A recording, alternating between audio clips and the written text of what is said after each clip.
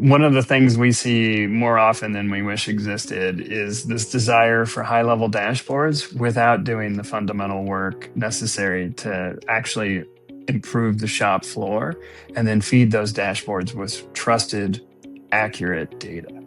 And what I mean by that is, do you really care about your production output tracking and some form of am I winning or losing when it's chaos on the shop floor and every operator builds every product completely different from each other because there's no standard work that's being used, there's no error proofing, the data in those dashboards is inaccurate because the data collection is manual, somebody mistyped something into Excel.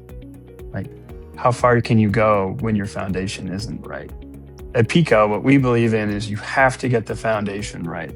Start with standard work. It doesn't have to be hard. It can be quick. It doesn't have to be extremely detailed, but it needs to be representative of what's actually happening on the shop floor so that then you can layer in your data collection on top of it.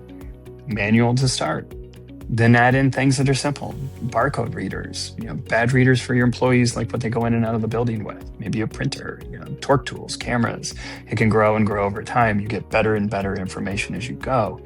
But what information you have, you trust, and you can react to it.